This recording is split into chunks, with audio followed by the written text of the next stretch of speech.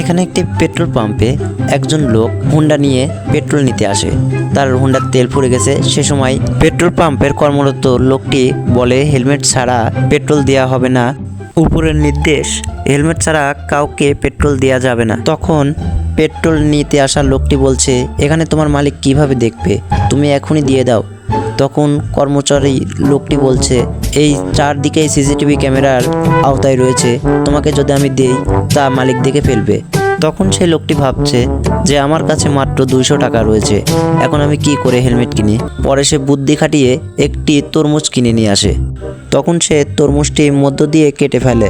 এরপর সে তরমুজের ভিতরের অংশগুলো পলিথিনের ব্যাগে ঢুকিয়ে ফেলে আর খোসা অংশ দিয়ে হেলমেট বানিয়ে ফেলে। তারপর সে ওই তরমুজের খোসা আলাদা হেলমেট পরে পেট্রোল পাম্পে যায় এবং বলে, এবার আমাকে পেট্রোল দাও। তখন পেট্রোল পাম্পে চাকরি করা লোকটি বলছে, এবার কি রকম হেলমেট, আমি বাপের জন্মেও এরকম হেলমেট দেখি নাই। তখন বলছে, তুমি আগে পেট্রোল দাও তো, তোমার অত ভাবতে হবে না, হেলমেট হলেই তো হলো।